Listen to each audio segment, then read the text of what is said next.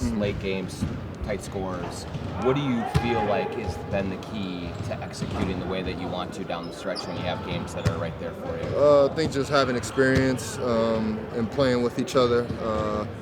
This is, normally a five that finishes the game this year is kind of a five that's been out there together before or, from last year. So really just carrying over from last year and trying to, convert down the stretch and win games. Can you just feel like you guys know where each other's going to be in these moments now? Is there, just a better connection, I guess, with that group? Yeah, definitely. I think we were down 4 in the Charlotte game with maybe 5 or 4 minutes to go, and there wasn't a doubt that we were going to lose the game. Like, we got in a huddle. I think someone went to the line. But no, maybe Cat just hit a tray, and we were just like, we got together, like, we're going to win the game. So, like, let's just do what we got to do, be solid in those points, and then make plays. What do you think the half-court offense has been better in the last 5 minutes of games than it even has been the rest of games?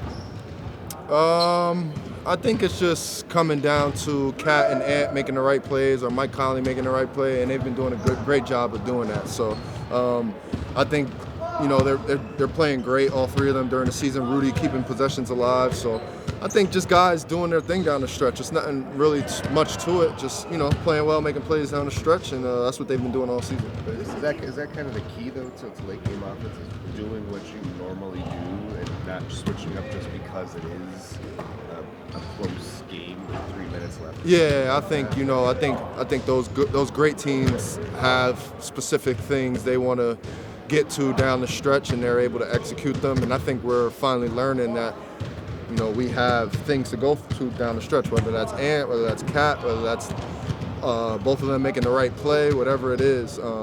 We trust in that and we roll with it. Now, what's one of the advantages to being great all the season, from the start to finish, versus being a team that maybe just kind of ramps it up when the calendar turns in January or whatever? You said what's one of the advantages? What's the biggest season-long advantage that comes from being great from the beginning to the end?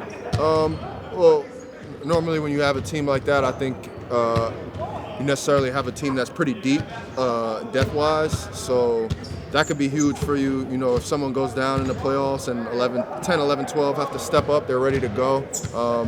It's just, whatever you put out there, guys are going to do the same things and they're going to be ready to play, and everybody's going to have a type of chemistry. It's kind of like, in my San Antonio days, I was maybe the 10th, 11th guy on the roster, but there would be games where guys sit out and, we would have to step in, and by the time we get to the end of the season, we're used to it. Especially in the playoffs, if that came up, we were used to it. So that's kind of similar here, where we have a deep team, and if someone goes down, it's the next guy up ready to fill in. Like forming habits and standards. Boom! There you go. That's a great way to put it.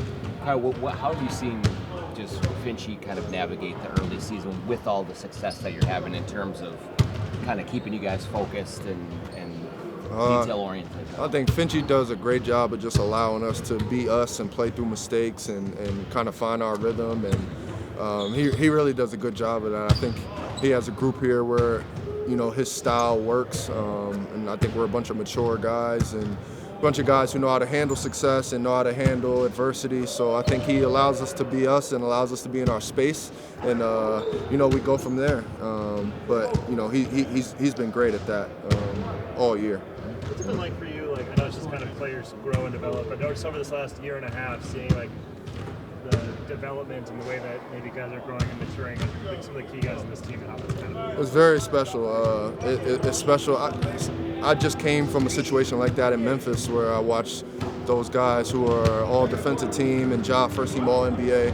I watched them come in from day one. So it's kind of similar here, where I get here and guys aren't really where they're supposed to be, including myself, but everyone works to get better and has had some type of success individually, and that when you have that, it just comes together, and collectively you're going to have success. So very special to see guys get better, guys put the work in, and guys enjoy that. Yes, what contributes most to making sure that happens? Because it doesn't happen for everyone. No, I think you have to have a lot of good guys who are willing to work, and I think Nikhil, I think Nas, I think myself, I think a bunch of other guys, Rudy, or Ant, are guys that come in and just work every day, and hopefully it's contagious. When you have a good environment, good team. That was the situation in Memphis. Guys like Ja, Dylan, Jaden, they would come in and work hard every day. I hate to keep bringing them up. They would come in and work hard every day. It would just trickle down. I think that's the same thing here. We got and Nas, the Kill, those guys come in and push every day, work hard every day. So it's gonna rub off on the rest of us. So when that was all happening, were you confident even through the bumps last year that it was going to get here? No, I ain't gonna lie. I was just trying to stay positive and take it one day at a time. So to see it now is like, okay, I see what I didn't see this coming. But let's keep it going though. When did you think? Okay, oh wait, maybe this is better than I thought it'd be? Probably about 2-3 days ago. After we beat Charlotte. Thank you guys. Thanks, Gobert.